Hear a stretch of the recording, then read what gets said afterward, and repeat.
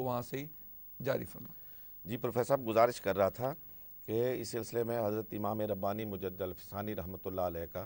ایک مکتوب آپ کی وساطت سے قارئین کی ناظرین کی خدمت میں پیش کرنا چاہتا ہوں۔ مکتوب ہے آپ کے اپنے صاحبزادے حضرت خواجہ محمد معصوم رحمۃ اللہ تعالیٰ علیہ کے نام۔ اس میں وہ ارشاد فرماتے ہیں کہ بیٹا، صوفی کی تمام کیفیات، حال، وجد، عدم، معارف اور دیگر جتنے بھی رموز ہیں، اگر سنت مصطفیٰ کے مطابق ہیں تو بہتر، ورنہ سراسر عتاب ربانی کا سرمایہ ہوگا۔ اور اسی کو واضح کیا گیا کہ خلاف پیمبر کسے راہ گزید، ہرگز بمنزل نہ خواہد رسید۔ شریعت اور طریقت، اور آپ نے شروع کی گفتگو میں ارشاد فرمایا تھا علم اور عمل، یہ لازم و ملزوم ہے۔ صوفیہ کے بارے میں جو جلیل القدر صوفیہ ہیں، جو حقیقی طور پر تصوف کی جلیل القدر منزل پر اور منصب پر فائز ہیں، وہ سب کے سب شریعت کے عالم ہیں،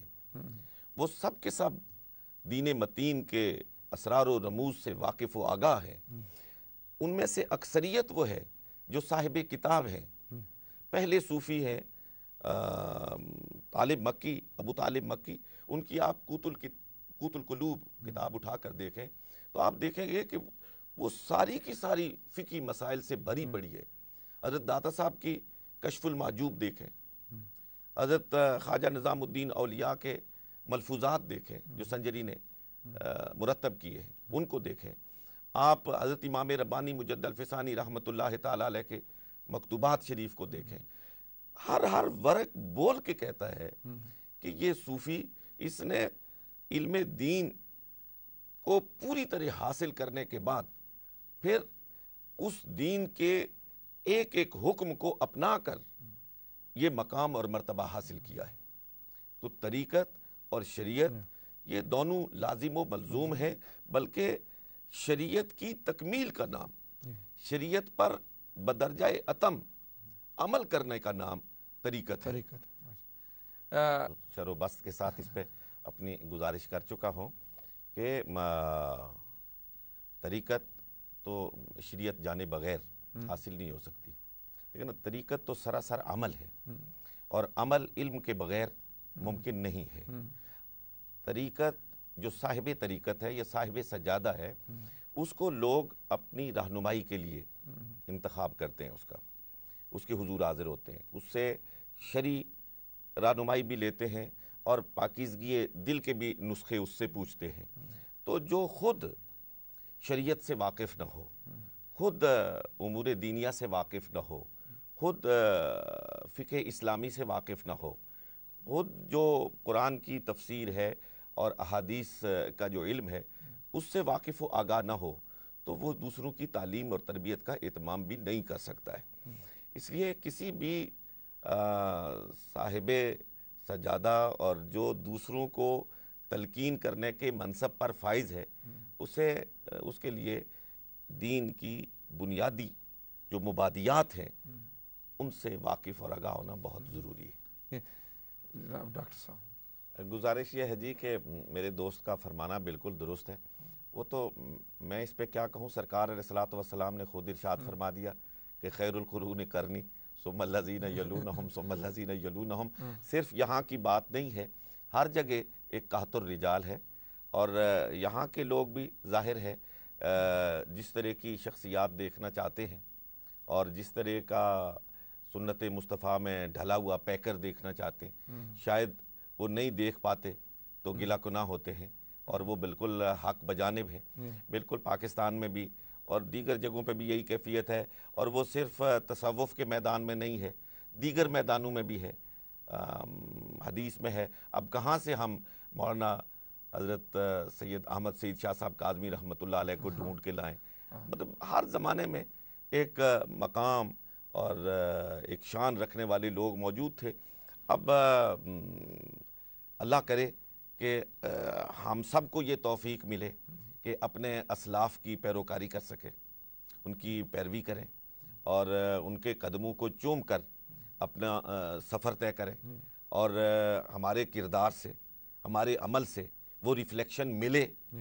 کہ لوگ کہہ سکیں کہ واقعی جو کتابوں میں پڑھا ہے وہ ہم اپنی آنکھوں سے دیکھ رہے ہیں۔ اللہ رب العالمین ہم سب کو یہ توفیق مرحمت فرمائے۔ ایک اور تو مٹی کو بھی دیکھنا ہے، ضروری نہیں کہ ساری خرابی بیج میں ہو، بیج کی بھی اصلاح کی ضرورت ہے اور مٹی کو بھی زرخیز بنانے اس میں کی اگر ضرورت اجازت ہے تو میں ایک بات عرض کرنا چاہتا ہوں،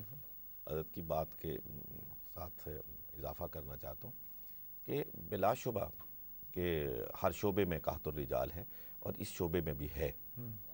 لیکن اس حقیقت سے بھی مفر ممکن نہیں ہے کہ یہ دنیا اللہ اللہ کرنے والوں کی وجہ سے قائم ہے، اور اس وقت بھی دنیا میں بے شمار ایسے مصلح اور ایسے صاحب کردار اور صاحب عظمت لوگ موجود ہیں کہ جن کو دیکھ کر واقعتاً حدیث رسول کے مطابق اللہ یاد آ جاتا ہے۔ لیکن دیکھیں نا، ہم ڈاکٹر کو علاج کے لیے ڈھونڈتے ہیں اور گلی گلی چکر لگاتے ہیں، بے شمار لوگوں سے معلومات حاصل کرتے ہیں کہ کوئی اچھا ڈاکٹر مل جائے۔ تو روحانی طبیب کے لیے بھی تھوڑی سی تلاش کی ضرورت ہے۔ اگر آدمی تلاش کرے تو واقعتاً روح کا علاج کرنے والا میسر آ جاتا ہے۔ تو آپ نے چونکہ وہ بھلائی کی جناب ڈاکٹر توقع کی جا سکتی ہے۔ جی بہت دیکھیے جی، جو خانقاہ ہے نا، اس کے بارے میں عام طور پر یہ تاثر پایا جاتا ہے کہ شاید خانقاہ صرف کسی مزار شریف کا نام ہے، وہاں پہ ایک قبر مبارک ہے کسی بزرگ ہستی کی اور اس کا نام خانقاہ ہے۔ ایسا نہیں ہے، خانقاہ بلا شبہ وہاں جو صاحب مزار ہوتے ہیں ان کے فیوز و برکات بھی ہوتے ہیں، لیکن وہاں ایک مزکی ہوتا ہے، وہاں ایک مربی ہوتا ہے جس کے ذمہ یہ ہوتا ہے کہ وہاں آنے والے لوگوں کا تزکیہ کرے، تصفیہ کرے۔ خانقاہ کے اندر ایک مدرسہ ہوتا ہے جس کے اندر علوم شریعہ کی تربیت دی جاتی ہے، تعلیم دی جاتی ہے۔ حضرت صاحبزادہ صاحب ملتان سے تعلق رکھتے ہیں، حضرت بہاؤالدین زکریا ملتانی رحمۃ اللہ تعالیٰ علیہ کو آپ دیکھیں، ان کی خانقاہ جو لوگ پاکستان سے تعلق رکھتے ہیں اور صوفیاء سے تھوڑا بہت تعلق رکھتے ہیں وہ یقیناً جانتے ہوں گے کہ اس زمانے میں حضرت خواجہ بہاؤالدین زکریا رحمۃ اللہ تعالیٰ علیہ کی خانقاہ میں سینکڑوں نہیں ہزاروں طلبہ تیار ہوتے تھے، اور تیاری بھی کس طرح ہوتی تھی کہ جس ملک میں ان کو بھیجا جاتا تھا اس ملک کی زبان بھی انہیں سکھائی جاتی تھی تاکہ وہ وہاں جا کے جو اسلام کا پیغام دیں تو وہ اسی زبان میں دیں، کہیں زبان بیریئر نہ بن جائے۔ تو صوفیہ نے تو یہ تو نباز وقت ہوتے ہیں، نبض پہ ہاتھ رکھ کے پھر علاج تجویز کرتے ہیں، اور ہر دور میں ایسے ہی ہوا ہے۔ ڈائریکٹر دعویٰ اکیڈمی انٹرنیشنل اسلامک یونیورسٹی اسلام آباد، خطیب فیصل مسجد اسلام آباد اور سجادہ نشین آستانہ عالیہ بگھاش شریف میرے ساتھ موجود ہیں اور ان سے گفتگو کا یہ سلسلہ دوبارہ جاری کرتے ہیں۔ ڈاکٹر صاحب، ایک سوال اس سے پہلے میں نے کیا تھا اور آپ کی رائے بھی۔ پروفیسر گزارش یہ ہے جی کہ بعض الزامات برائے الزامات ہوتے ہیں، اس میں گہری نظر ڈالنے کی ضرورت ہوتی ہے۔ جب اسلام بر صغیر میں یا عجمی علاقوں میں آیا تو اس میں بلا شبہ کچھ علاقائی تہذیب اور تمدن کے اثرات اس میں شامل ہوئے، لیکن جس طرح احادیث طیبہ میں کچھ لوگوں نے موضوعات یعنی گھڑی ہوئی احادیث کو سمونے کی کوشش کی، اور پھر علماء نے انتہائی زیرکی کا ثبوت دیتے ہوئے اور انتہائی محنت شاقہ سے کھرا کھوٹا الگ الگ کر دیا، بالکل اسی طرح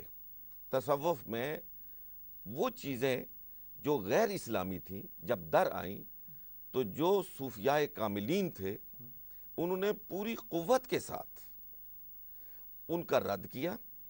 اور تصوف کی وہ حقیقی شکل جس کا سرا ہم سب کے آقا و مولا جناب محمد الرسول اللہ صلی اللہ علیہ وسلم سے ملتا ہے، اس کو نکھار کر دنیا کے سامنے پیش کیا۔ یہ جو علائق دنیا سے علادگی ہے نا، میں آپ کی توجہ ایک اقتباس کی طرف دلانا چاہتا ہوں۔ علامہ اقبال رحمۃ اللہ تعالیٰ علیہ کی جو مشہور کتاب ہے reconstruction of religious thought in Islam, اور جس کا ترجمہ ہوا ہے جدید تشکیلات الہیات اسلامیہ کے نام سے، سید نذیر نیازی نے کیا تھا، اس میں شروع کے پہلے صفحے پر علامہ اقبال رحمۃ اللہ علیہ نے عبد القدوس گنگوہی رحمۃ اللہ تعالیٰ علیہ کا ایک قول نقل کیا ہے۔ انہوں نے کہا کہ سرکار علیہ الصلوۃ والسلام کا سب سے بڑا امتیاز اور اعجاز یہ ہے کہ حضور وہاں گئے جہاں کوئی نہیں جا سکتا، اور پھر وہاں جا کے اگر کوئی اور ہوتا تو واپس نہ آتا، سرکار واپس تشریف لے آئے۔